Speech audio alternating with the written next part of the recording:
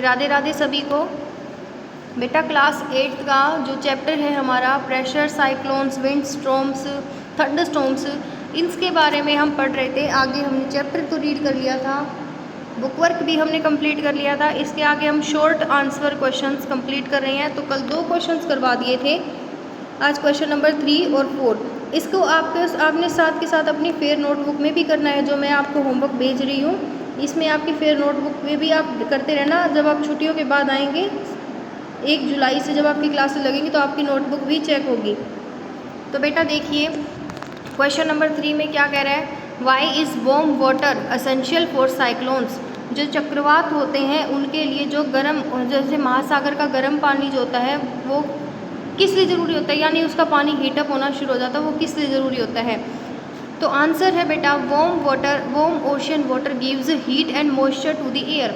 जैसे जैसे जैसे पानी गर्म होगा तो बेटा उसमें क्या होगा, हीट प्रोड्यूस होगी, हीट के बाद मॉइस्चर भी होगा, वेदर भी क्या होगा, वो एयर के साथ मिक्स होकर वो क्या बनाएगा, ह्यूमस क्रिएट करेगा। ठीक है, the warm air rises upward, और जैसे ही हवा गर्म होगी वो क्या होगी, ऊपर की तरफ मूव करना शुरू करेगी, और जिस वजह से लो प्रेशर होगा।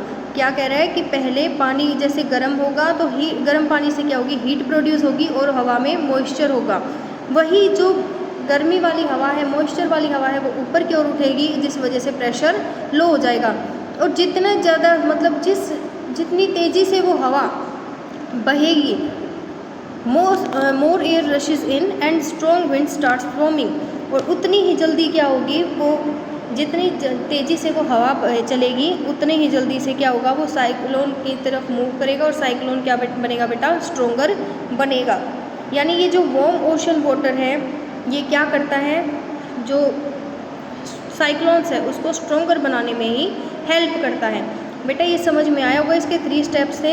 एक तो पानी गर्म होगा, हीट प्रोड्यूस करेगा, मॉइस्चर होगा जिससे वो एयर के साथ मिक्स होगा, एयर के साथ मिक्स होने के बाद वो एयर ऊपर जाएगी, ऊपर जाकर ठंडी होने के बाद वो वहाँ पे क्या हो जाएगा, ऊपर उठने के बाद प्रेशर क्या होगा, लो हो जाएगा जितनी, और फिर वो एयर जो जितनी स्पीड से बहेगी उतना ही क्या होगा, साइक्लोन स्ट्रॉन्ग होगा।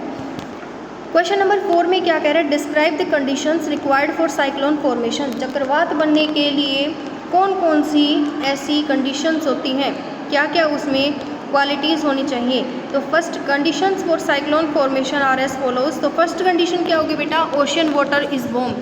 एज क्वेश्चन 3 में लिखा हुआ है कि ओशन का पानी कैसा होना चाहिए, गर्म होना चाहिए।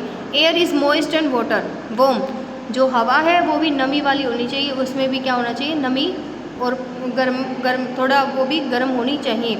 A low pressure area develops over sea. जब वार्म वाटर होगा, एयर मॉइस्ट होगी, तो उससे क्या होगा, लो प्रेशर भी क्रिएट होगा सी एरिया में।